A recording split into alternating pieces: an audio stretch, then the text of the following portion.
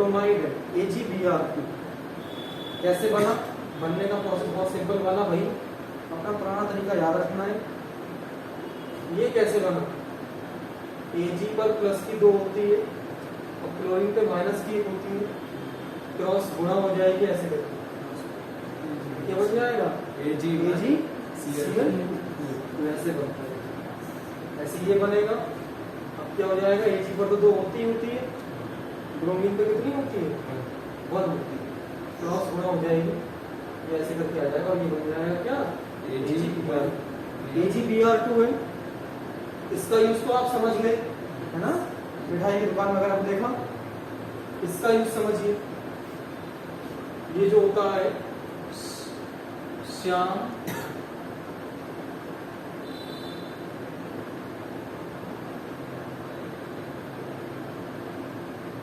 श्वेत प्लेट होती है, श्याम श्वेत प्लेट, और एक होती है श्याम कृष्ण प्लेट। ये वाली जो है कृष्ण प्लेट है, श्वेत प्लेट भी होती है, कृष्ण प्लेट भी होती है, श्याम कृष्ण प्लेट। ये जो होती है पूरी ब्लैक होती है, आपने देखी होगी, फोटोग्राफिक प्लेट देखी होगी। फोटोग्राफिक प्लेट दूसरी वाली, एक तो फोटो आता है वो नहीं, एक फोटोग्राफिक प्लेट होती है जिससे वो फोटो निकालते हैं। आपका फोटो खींचते हैं, फोटो खींचने के बाद उनके पास एक प्लेट होती है इस शेप में, और इस साइज की होगी, इस साइज की प्लेट होती है ब्लैक कलर की। एक्सरे वगैरह की प्लेट देखी है? हाँ, ऐसे समझो, ब्लैक प्लेट होती है। तो भाई है श्याम कृष्ण प्लेट, इसका यूज वहां करती है, श्याम कृष्ण प्लेट में। तो ये क्या होगा इसमें? सनलाइट आएगी, है ना? तो जब सनलाइट आएगी तो ये भी क्या हो जाएगा? Ag टूट जाएगा, Ag अलग हो जाएगा और Br अलग हो जाएगा। अब Br 2 फॉर्म में जाएगा। क्यों जाएगा? ब्रोमीन एक गैस होती है, जो गैसेस होती हैं वो सदैव पावर नीचे की ओर पावर फॉर्म में जाती है, जैसे कि ऑक्सीजन, O2, ओजोन, O3, या आप ले लीजिए CO2, है ना? तो ये ऐसे जाती है।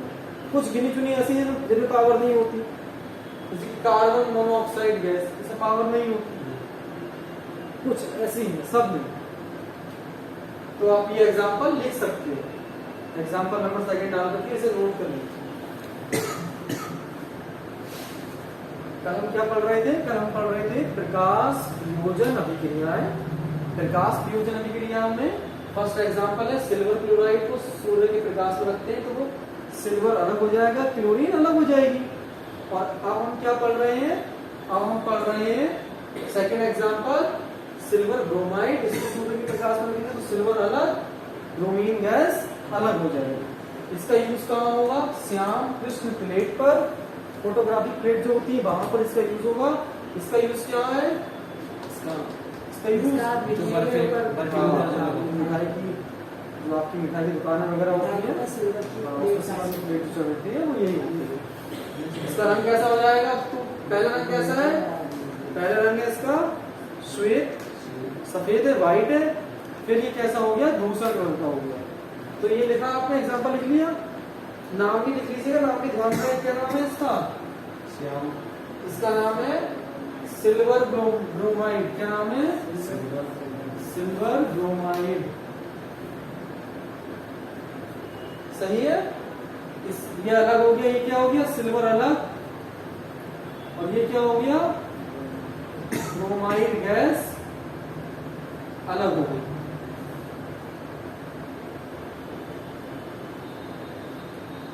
नीचे एरो बना के लिख लीजिएगा। इसका प्रयोग श्याम कृष्ण प्लेट, इसका प्रयोग श्याम कृष्ण प्लेट में फोटोग्राफिक प्लेट के लिए किया जाता है।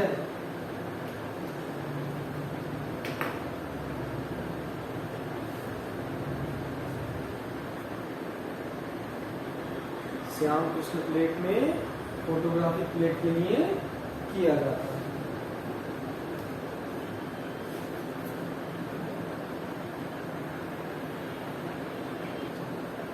चलो खत्म ही कर देते हैं आज चैप्टर।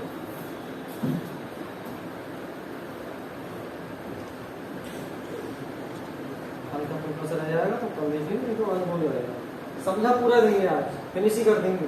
रोज रोज का झंझट बंद, कल से नया चैप्टर पढ़ो। जितनी जल्दी सिलेबस कवर होगा उतनी जल्दी हम लोग रिवीजन कर सकते हैं, और उतनी जल्दी हम भी बैच बंद कर देंगे। अपने घर बैठना, आराम से पढ़ाई करना, अपनी फीस बचाना, हमारा ही टाइम बचेगा, आपका ही टाइम बचेगा, हम बाकी क्लासेस पर ध्यान दे पाएंगे। तो अब हम पढ़ेंगे कौन सी, अब हम लोग पढ़ेंगे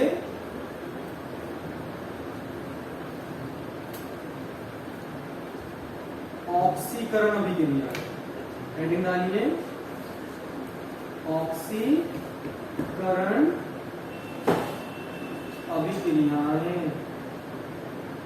बहुत सारी होती है ना, हम वो सारी पढ़ने जा रहे हैं, इसलिए क्या लगाते हैं, अभिक्रियाएं।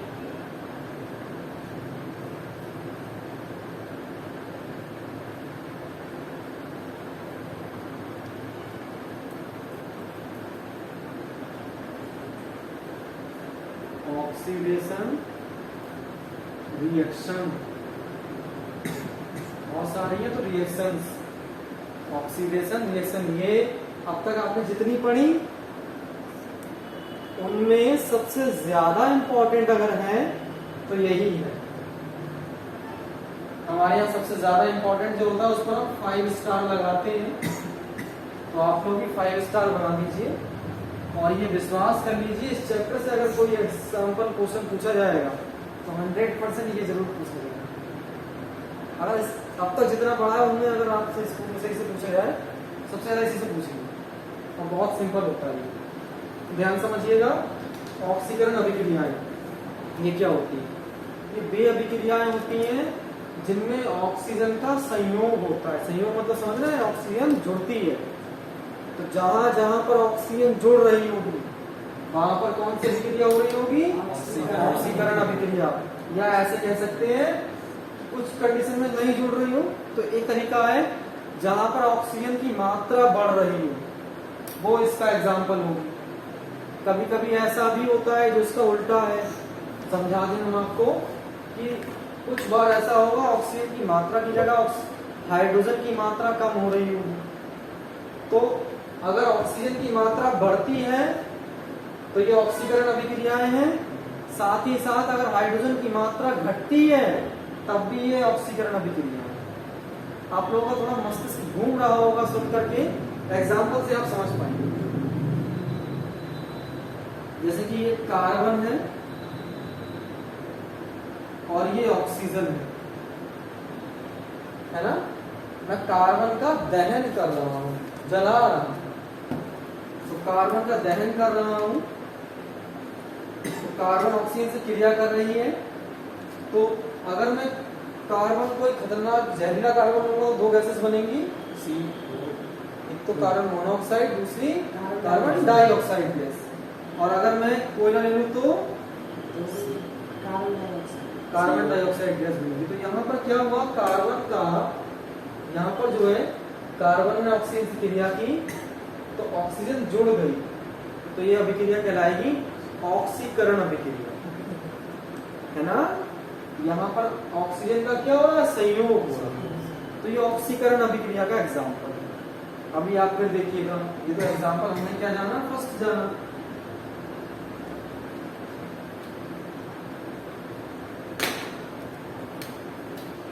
एग्जाम्पल नंबर 2 देखिएगा।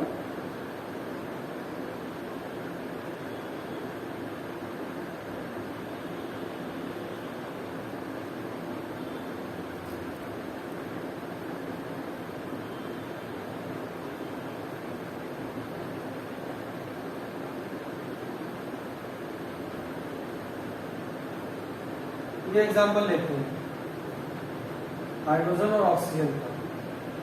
तो हाइड्रोजन ऑक्सीजन से क्रिया कर रही है तो क्या बनेगा, जल बन जाएगा। ये एग्जाम्पल में क्या हो रहा है, हाइड्रोजन और ऑक्सीजन दोनों जोड़ रहे हैं। तो यहाँ पर क्या हो रहा है, हाइड्रोजन की मात्रा घट रही है, ऑक्सीजन की बढ़ रही है। तो ऐसी रिएक्शन जो होती है वो इसमें नहीं गिनी जाती, ये रिएक्शन इसमें नहीं आएगी। ये दूसरी तरह की रिएक्शन हो गई। दूसरी तरह कैसी, इसके बाद आप पढ़ेंगे ऑक्सीकरण, इसके बाद पढ़ेंगे अपचयन, फिर आएगा ऑक्सीकरण अपचयन अभिक्रिया। ऑक्सीकरण अपचयन अभिक्रिया क्या होती है, जिसमें हाइड्रोजन ऑक्सीजन आपस में घटते बढ़ते रहते हैं, उसे बोलते हैं ऑक्सीकरण अपचयन अभिक्रिया, जहाँ हाइड्रोजन और ऑक्सीजन भी होता है घटता बढ़ता रहता है। या इस तरह आप कुछ भी घटेगा बढ़ेगा, जहाँ दोनों एक साथ होंगी, जो कि यहाँ पर दोनों एक साथ होंगी, वहां पर होता है ऑक्सीकरण अपचयन अभिक्रिया। तो ये वाला एग्जाम्पल इसमें नहीं काउंट होगा। ये एग्जाम्पल हम किसके लिए काउंट करेंगे, अगली एक्सरसाइज के लिए, दूसरी वाली जो इसके बाद हम पढ़ेंगे।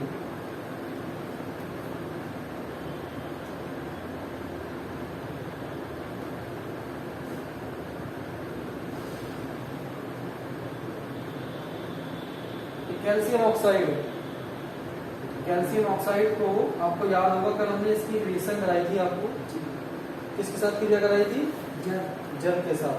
तो क्या बना था, कैल्शियम हाइड्रोक्साइड, याद है।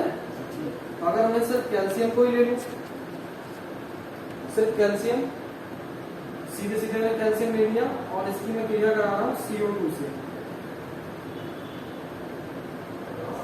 कैल्शियम CO2 से क्रिया करेगा तो बनाएगा calcium carbonate CaCO3, calcium carbonate बनाएगा, CaCO3 बन जाएगा। तो यहां पर क्या हो रहा है,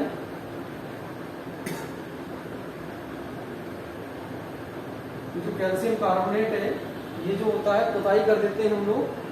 तो पुताई जब हम इसकी करते हैं, बोला मुझे चुनेगी, मुझे भी चुनेगी, जब हम पुताई कर देते हैं, पुताई करने के बाद क्या होता है,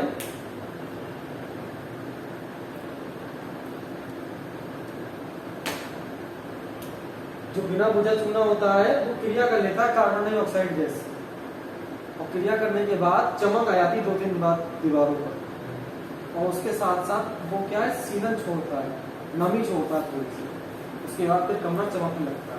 तो वही प्रोसेस यहाँ पर जो बनता है, जिसके कारण कमरा चमक रहा होता है, वो ये प्रोडक्ट बना लेता है, कैल्शियम कार्बोनेट CaCO3 बनाता है। तो कैल्शियम कार्बोनेट जब बनता है तो कमरे में अपने आप चमक आ जाती है, व्हाइट रंग अपने आप खिल जाता है। तो बनता कैसे, वो कार्बन डाइऑक्साइड गैस की क्रिया करके, कमरे में जितनी कार्बन डाइऑक्साइड गैस होगी उतनी जल्दी वो क्रिया कर लेगा। तो यहाँ पर क्या हो रहा है, वन कैल्शियम हाइड्रोक्साइड होगा, अच्छा बुझा हुआ चूना होगा, बुझा हुआ चूना, CaOH का 1 ट्वाइस, CaOH का 1 ट्वाइस मैंने कभी बताया आपको, कैल्शियम हाइड्रोक्साइड होता है और ये बुझा हुआ चूना होता है। कैसे आता है, ये आता है कैल्शियम ऑक्साइड में क्या मिलाने पर, जल मिलाने पर, जल से क्रिया करेगा तो कैल्शियम हाइड्रोक्साइड बन जाएगा और ये आ जाएगा। कैल्शियम हाइड्रोक्साइड CO2 से क्रिया कर रहा है, ध्यान से देखिए कैल्शियम कार्बोनेट बन रहा है, बच क्या रहा है, नमी के लिए जल बच रहा है। तो आप जब इसे देखेंगे तो यहाँ पर क्या हो रहा है, देखिए कार्बन में, ध्यान से देखिए यहाँ पर क्या हो रहा है, ऑक्सीजन की मात्रा बढ़ रही है, बढ़ रही है। तो जब ऑक्सीजन की मात्रा बढ़ती है किसी पदार्थ में तो उसको बोला गया है ऑक्सीकारक पदार्थ। क्या बोलेंगे उसको हम, ऑक्सीकारक पदार्थ।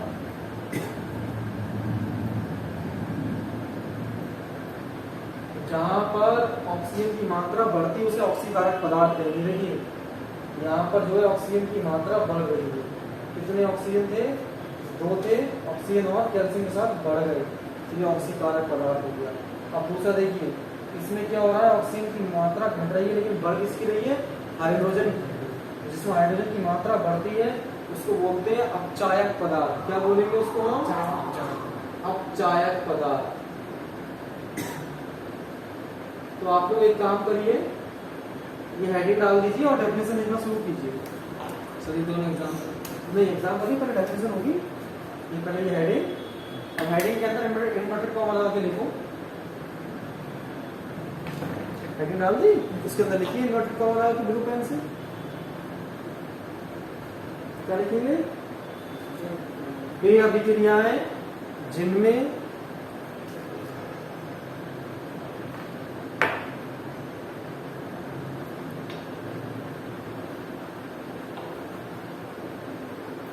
ऑक्सीजन का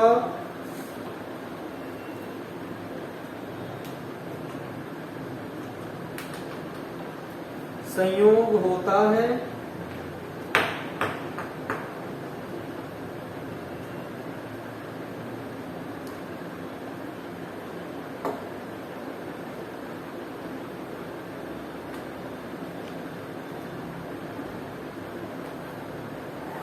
वे अभिक्रियाएं जिनमें ऑक्सीजन का संयोग होता है तथा हाइड्रोजन का परित्याग होता है। हाइड्रोजन का परित्याग होता है।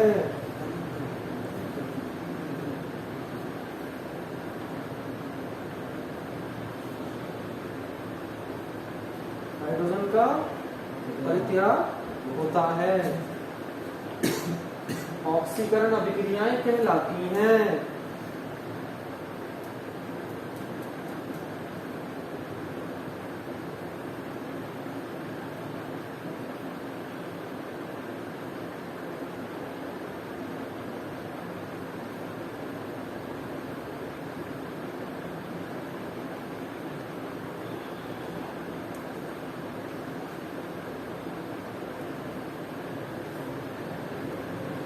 इन्वर्टेड कॉमा क्लोज कर लीजिए।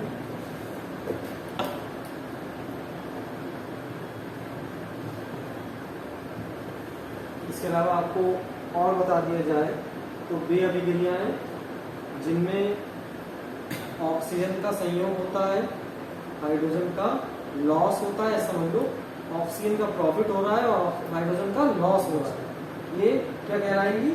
Oxidation reaction. तो कुछ गुण हैं जो याद रखने हैं आपको, एग्जाम में लिखकर भी आने हैं।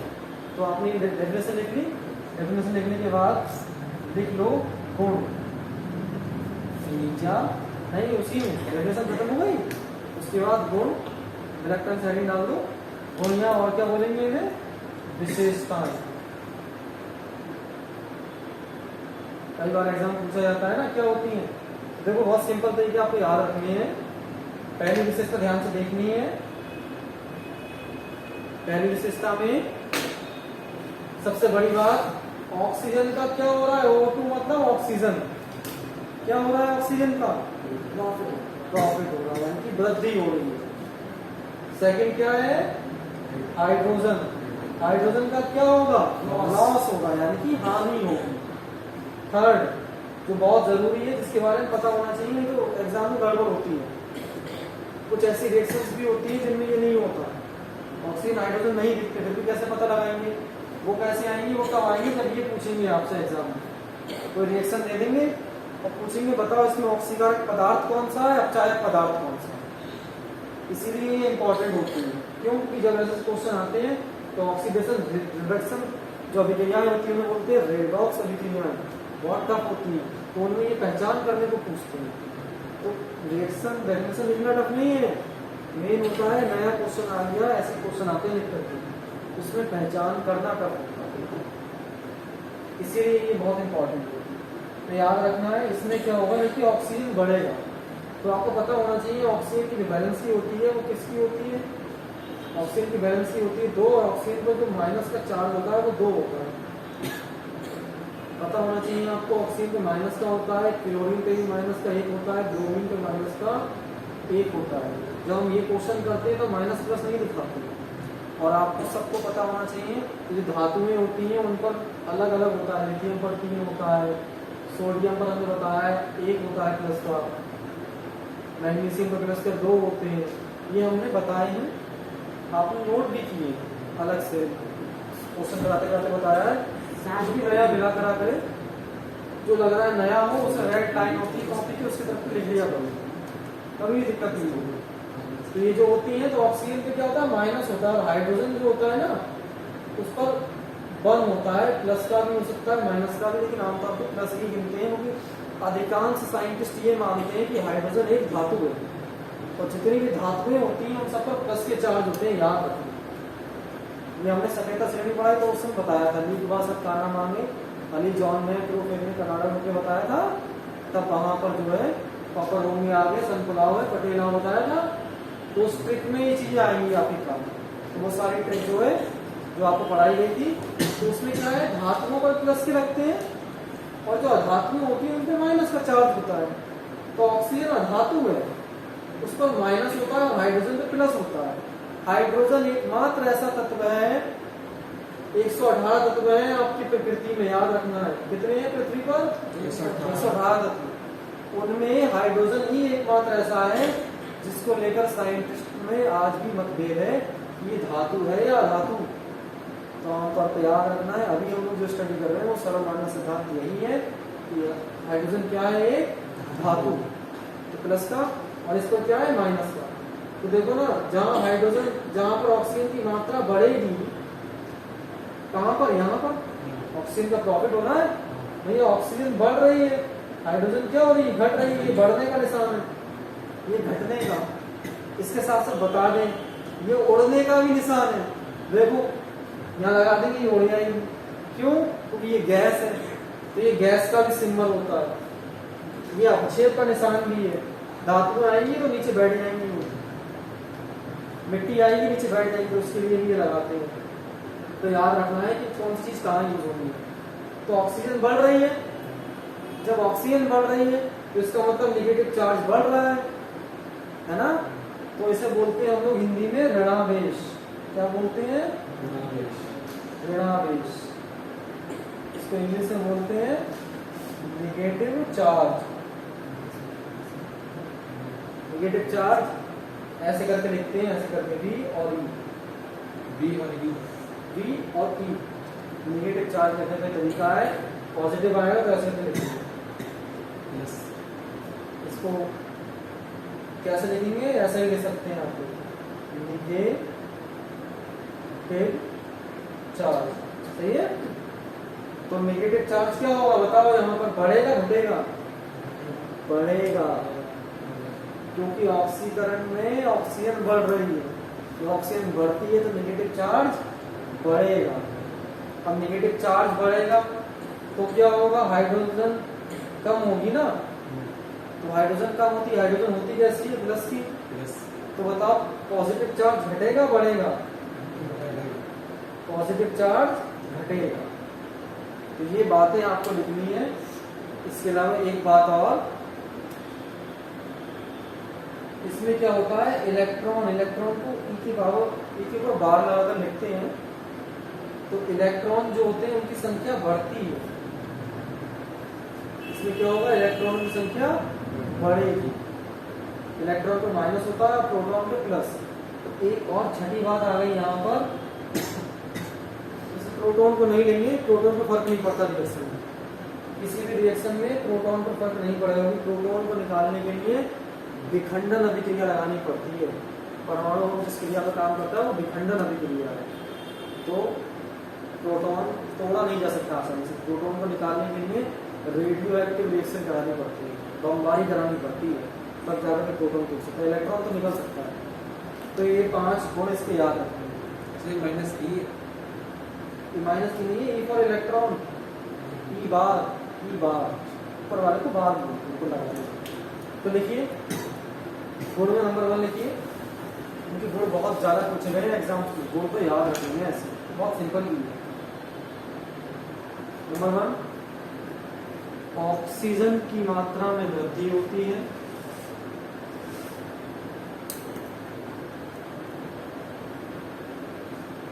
याद रखिए, मैंने यहाँ शॉर्टकट में ऑक्सीजन लिखा है, लेकिन आप ऐसे लिखेंगे नंबर कट जाएंगे नहीं। तो हिंदी में ऑक्सीजन लिखो या अंग्रेजी में ऐसे ऑक्सीजन लिखोगे। ये फॉर्म कब यूज करते हैं? ये फॉर्म यहाँ पर यूज करते हैं, है ना। तो ऑक्सीजन की क्या होगी? वृद्धि। सेकेंड, हाइड्रोजन का क्या होगा? लॉस, यानी कि ह्रास होता है। लॉस को कमी लिख लो, हाइड्रोजन का ह्रास होता है।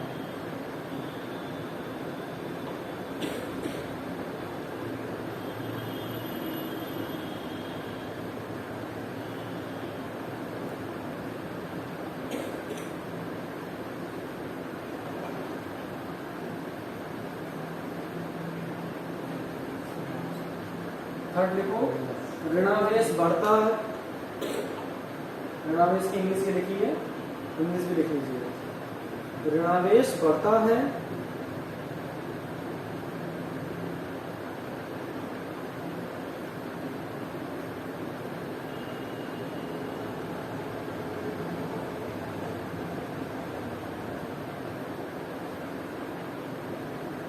फोर्थ लिखिए, धनावेश घटता है।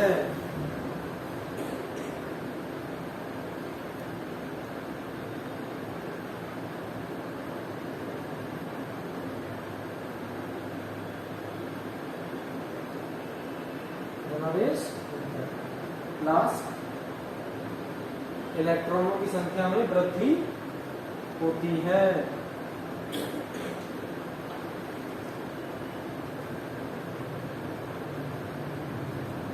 अब जल्दी से एग्जांपल नोट करेंगे।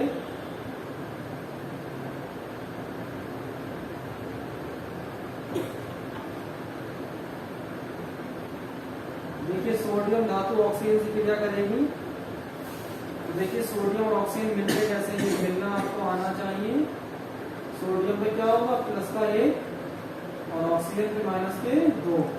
प्लस माइनस दिखते नहीं है जब ये करते हैं, अब आपको बता दें तो क्रॉस इनटू होगी, तो ये क्या बन जाएगा बताया धीरे धीरे, Na2O। ये बन गया, सोडियम धातु में ऑक्सीजन से क्रिया करी तो क्या बन गया, Na2O। देखो यहाँ पर ऑक्सीकरण हुआ है, कारण दे रहे कैसे ऑक्सीकरण हुआ, ध्यान से देखो। यहाँ पर सोडियम 1 है, देखो ये 2 है, 2 में से चलो यहाँ कितना बचेगा, इस पूरे पर चार्ज आ रहा है माइनस का 1 आ रहा है, इसीलिए बताओ माइनस बढ़ा या घटा, माइनस आया प्लस तो बचा ही नहीं, तो क्या हो गया, माइनस जहां बढ़ेगा वो क्या होंगी, इलेक्ट्रॉनों की संख्या बढ़ रही होगी। जहां माइनस बढ़ रहा होगा वहां इलेक्ट्रॉनों की संख्या बढ़ रही होगी। जहां माइनस बढ़ रहा है वो कौन सी रिएक्शन होती है, ऑक्सीकरण अभिक्रिया। अब समझ में आया इसका मतलब क्या है, लेकिन ये बात यहाँ दिखाई नहीं जाती है, सिर्फ समझने के लिए। ये आप करके आएंगे टीचर कहेगा आप पागल हो, लेकिन आपको समझ में आना चाहिए, आपको मालूम होना चाहिए वो क्यों आया ऐसे। क्लियर, तो एग्जांपल नंबर 1 और 2 नोट कर लीजिए। ये बना सोडियम ऑक्साइड,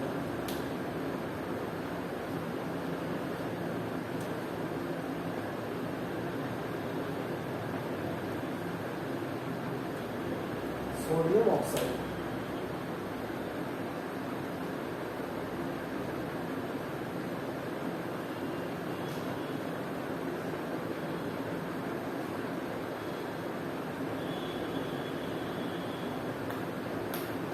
नीचे एरो बना के लिखो मुद्दे से।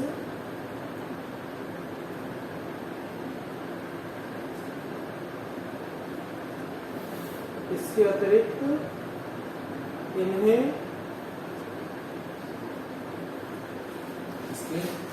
इसके अतिरिक्त इन्हें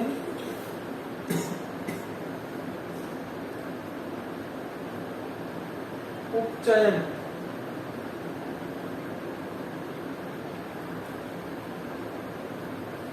उपचयन अभिक्रियाएं भी कहते हैं।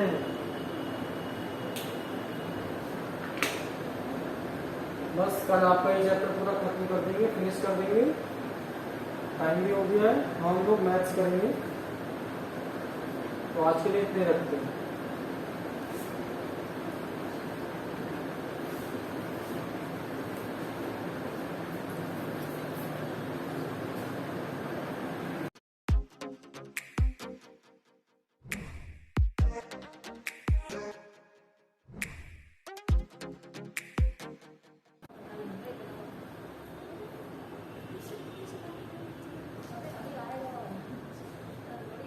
हाँ, तो ये क्वेश्चन है आपका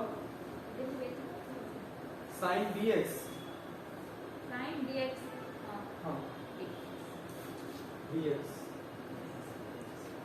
तो क्वेश्चन का फॉर्म अगर बेसिक फॉर्म सीखना है तो कल ही क्लियर किया था, तो वही बेसिक फॉर्म बहुत इजी भी है, आपको याद नहीं करना पड़ेगा उसको, नहीं तो इसकी फॉर्म टफ हो जाती है। तो क्या करेंगे, सबसे पहले हम लोग इसे आई सपोज करेंगे। आई सपोज करने के बाद आईनेट का फंडा याद रख लीजिए, यहाँ आईनेट 100% फिट बैठ रहा है ना। तो क्या क्या